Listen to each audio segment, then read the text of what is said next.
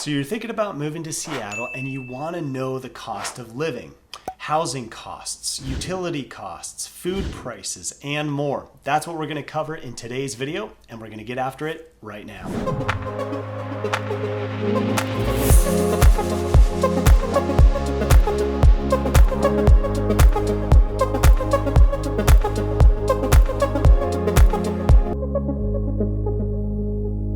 If this is your first time to our channel and you want to know everything about living in Greater Seattle, then subscribe and tap that bell for notifications so you be the first to know about Seattle and our current market. My name is Sterling. My wife Jess and I are full-time real estate brokers in the Emerald City, and we get contacted all the time from people just like you looking to make a smooth move here. So whether you are driving in your U-Haul on your way or looking to make a move in the future, please don't hesitate to text, call, or email. We'd be happy to show you around town and help you with that smooth move. Now let's dive into the subject of the cost of living in Seattle. First, the good news. Seattle and Washington State does not have a state income tax. So that's really great considering it's one of only 8 states that has no state income tax. Depending on how you earn your money, if you're self-employed or a W-2 employee, run the numbers. This can work in your favor in a large way. However, that's where the good news ends because Seattle is one of the more expensive cities in the nation. In fact, we are about 56% more expensive than the average cost of living. So there aren't a lot of places that are more expensive than Seattle. We are very high up there.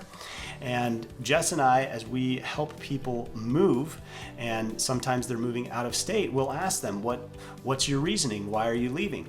And the cost of living is cited as one of the #1 reasons why people leave. So retirees or people on a fixed income, even people who aren't on a fixed income, they, especially in the last 2 years with the great reset and migration of people moving to various cities and states, the cost of living has driven people out of Washington. So let's get into some real costs so you have some data points. Let's start with a person's largest monthly expense, which is typically housing.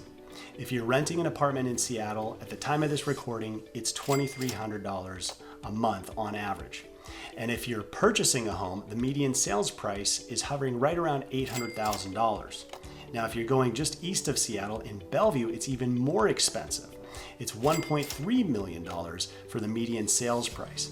To put this in perspective, the median sales price nationwide at the time of this recording is $400,000 for a home.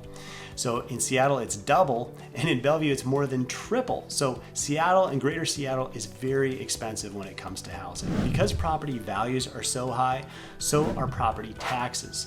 If you take a home's value and multiply that by 0.8% to 1%, then it'll give you a rough idea of what that should be. So a $1 million property should run about $8,000 to $10,000 for annual property taxes. So that's another expense that isn't cheap. So what about utilities?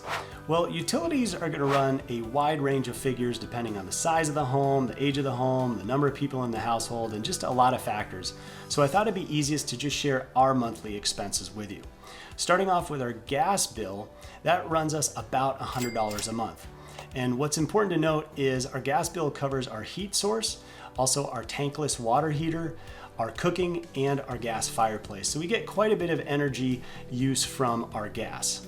Our electricity runs us about $130 a month. Water and sewer run us about $115 a month on average. Garbage and recycle are about $73 a month. And I think it's important to note that while a lot of homes don't have AC because you don't need it for most of the year, we enjoy our AC, and a lot of the new construction homes do offer AC because for a few weeks in the summer months, it really does help. So we do have AC and we do utilize it for a couple months out of the year. And our internet runs $95 a month. So if you add this all up, on average, we're paying just over $500 a month for our utilities, including our internet. Just like utility costs, grocery prices are gonna vary widely depending on where you're shopping and what you're purchasing.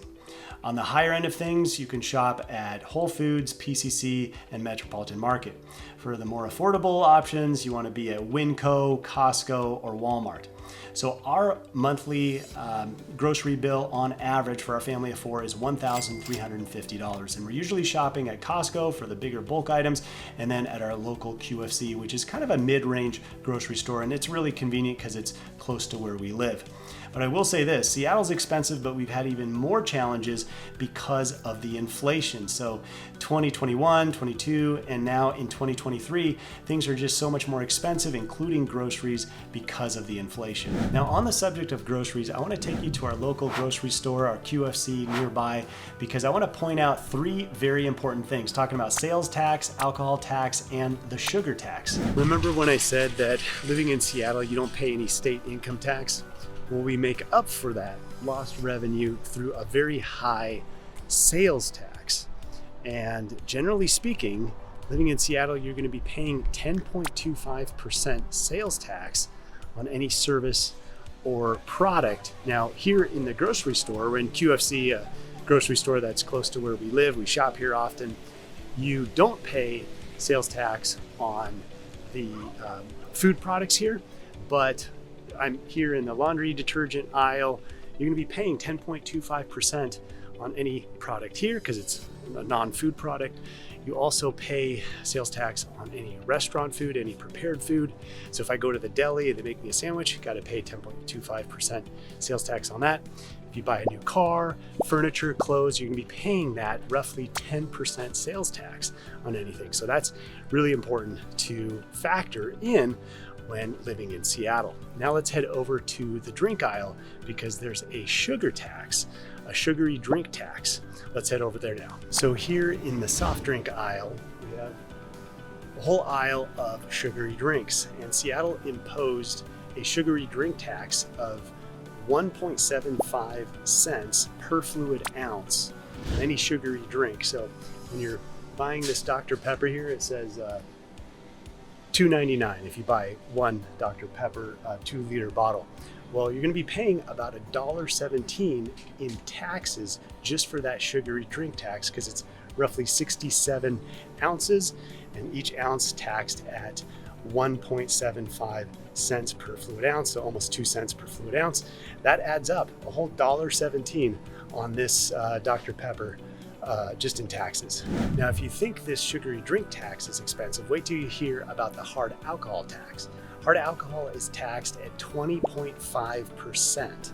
So the next time you feel like that vodka or that whiskey, just plan on another 20.5% of whatever the retail price is on top of that as tax. We can't talk about the cost of living in Seattle without mentioning restaurants.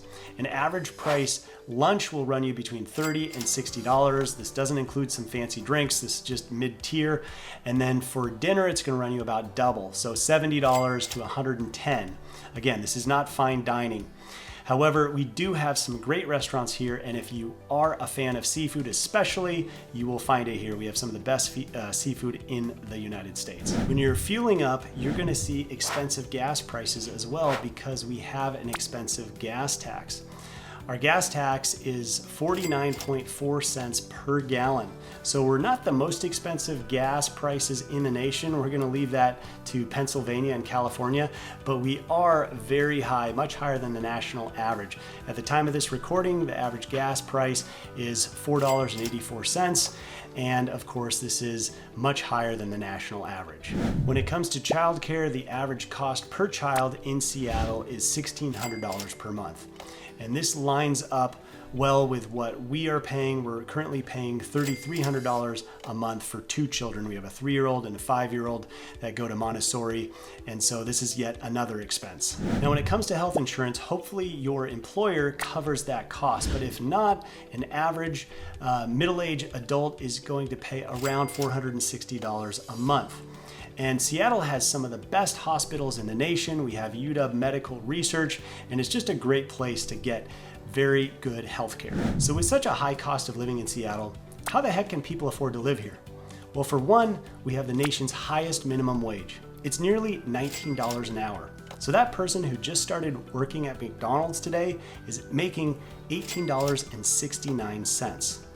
Also, we have one of the nation's highest median household incomes. Median household income here is over $100,000 a year. We're just behind San Francisco and San Jose. So yes, Seattle is very expensive, but we also have a lot of high income earners here who do appreciate all the great things that Seattle has to offer. Needless to say, Seattle is very expensive. If you can afford to live here, it is an amazing place. The pros certainly outweigh the cons, and if you are thinking about a move in 9 days or 90 days, please don't hesitate to call, text, or email. We'd be happy to show you around town.